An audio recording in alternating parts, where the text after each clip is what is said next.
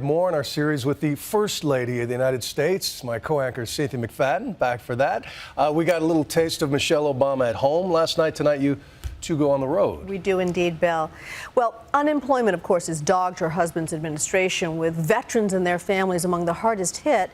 Michelle Obama says before her husband ran for president, she knew little about the struggles of military families, but the people she met across the country so touched her, she's devoted herself to making a difference. We went to Florida with her for our series, The Contenders, Family Ties.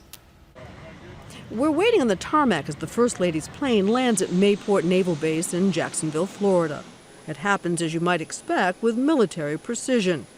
And salute! A line of officers waiting to greet her. I'm probably like most Americans, where my connection to military life was pretty tangential. So most Americans are like me. They just don't have a clear idea of the sacrifice many of these men and women and their families made.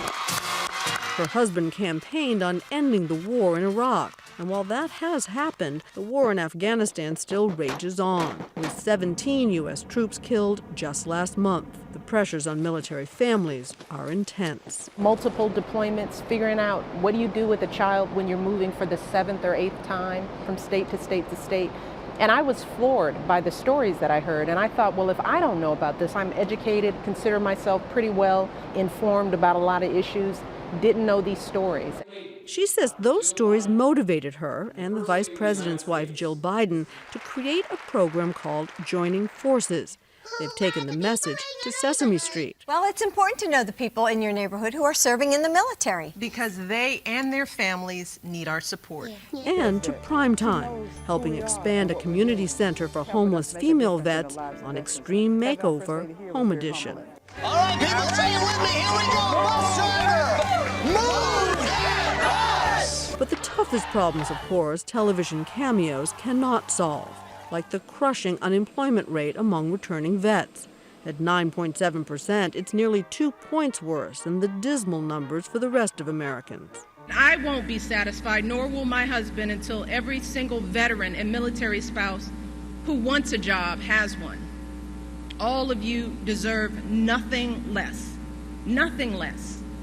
She's come to Florida today with good news. With encouragement from Joining Forces, 2,000 companies have stepped up and provided over 125,000 jobs for returning vets and their spouses, with a promise to double that. They've learned how to translate their service training to the private sector, and that takes a little time to figure out, you know, if somebody's been flying a helicopter, what can they do at a railroad? You know, if somebody's been doing logistics in Afghanistan, maybe I can figure out how that makes sense. We met some of the veterans who've been hired through the program. This group all employed by Citibank. My last job was the anti-submarine warfare officer. You're hunting submarines in the Gulf. How does that apply to what Citibank does? Well, a lot of it does.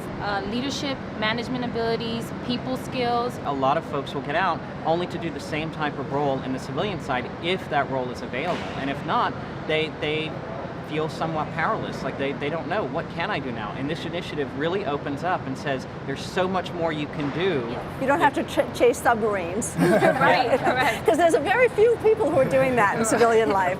The program seems to be having an impact. From July of last year to July of this year, there are 20% fewer unemployed vets. They are fighting for the rights and freedoms of all of us. And that's what's moved me about this effort. That's why I get so passionate and get teary about it, because... You are teary about it. Yeah. You know, you just want to make it right. You keep this up and you're going to have Sasha and Malia signing up. I think that if one of my daughters came and told me that they wanted to serve, I'd be worried. I'd be like any mom. I'd be concerned about their safety, but I would support them wholeheartedly, because I think that this kind of training and experience is some of the best training and experience that young people can get.